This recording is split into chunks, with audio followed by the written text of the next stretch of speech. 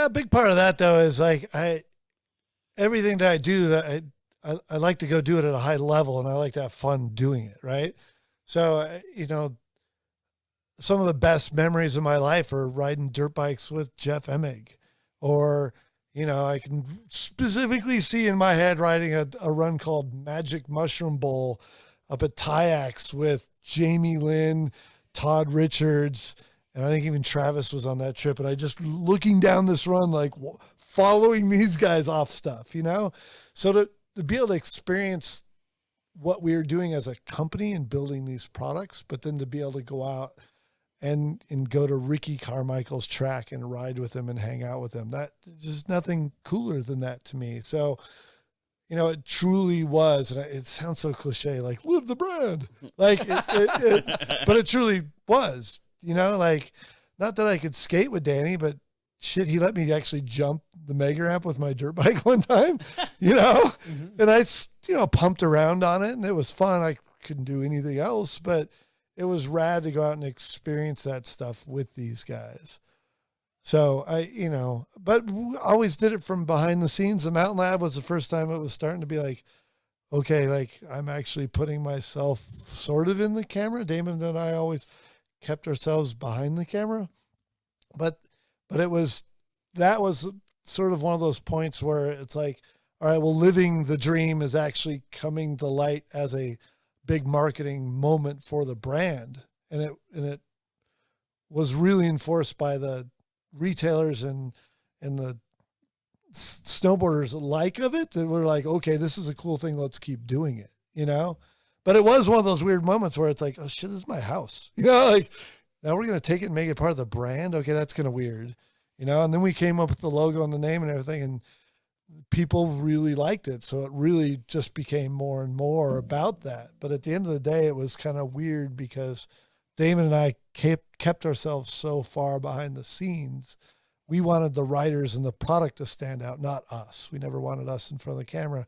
But that was one of those moments where it started to be like, oh, there is someone behind us and this is what they do.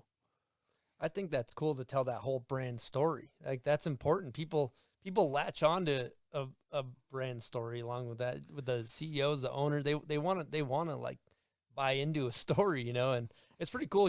Alex Andrews and myself live here. We have a cabin in Huntsville that is completely 110% inspired by what you guys did with the Mountain Lab. So it's so cool, and everybody compares it to that. It's like a Mountain Lab. It's like a Mountain Lab, and it's not even on the same scale. But well, the funny thing about the Mountain Lab though is like it's only unique in really snowboarding.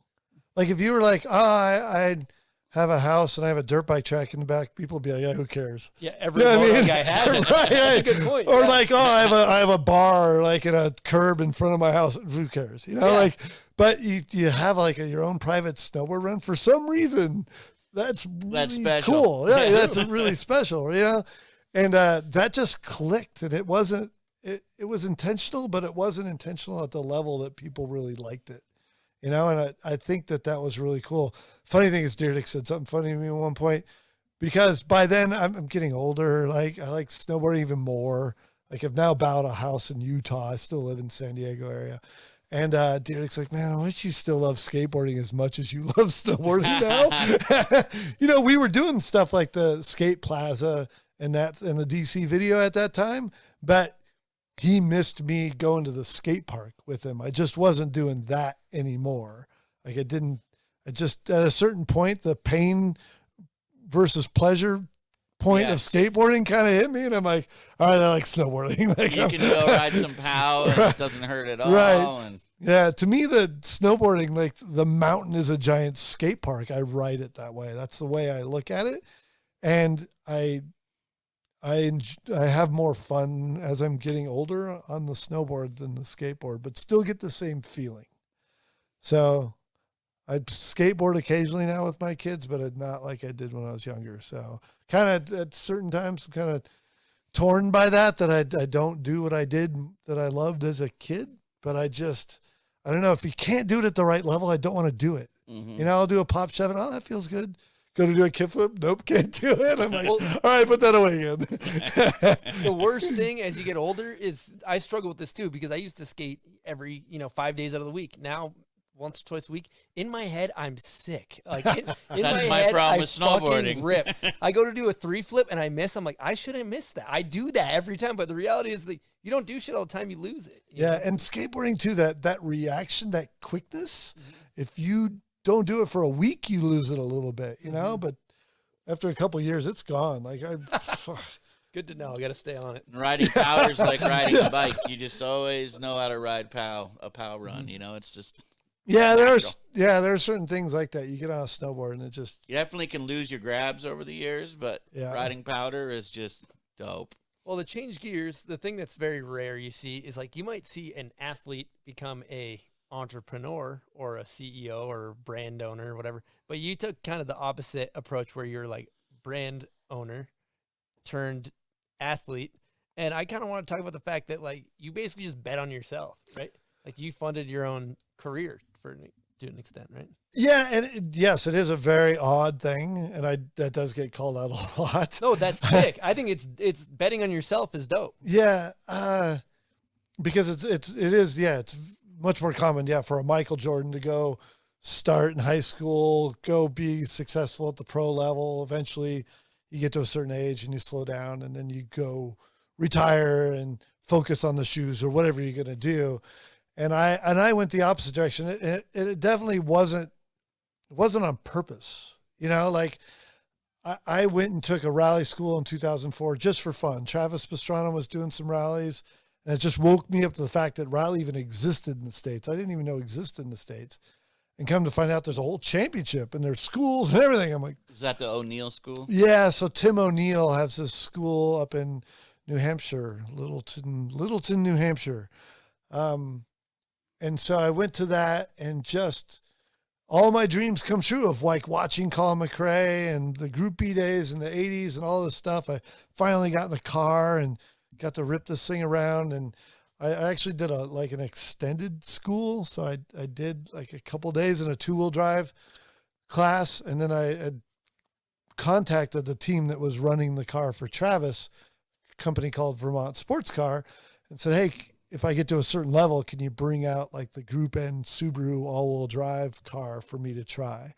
Because might as well, if I'm going to do this, might as well try it, the maximum level just for fun. Because at that point, I had no idea of going on any further than that.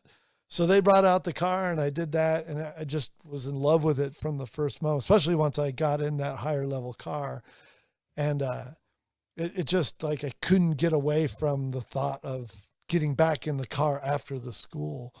So I eventually did a race that year. I did one race, crashed out of it. Like a bunch of cars crashed on the same bad, like kind of over crest, and you had to stay right, or else there was a rock you hit on the inside of a corner, but you couldn't see it. So the first time I came through that stage, like 5 cars were crashed at there, so that everyone slowed you down, and I made it through. And the next time I came through, there were no one there. So I came over the crest, nailed the same rock everybody had hit the time before.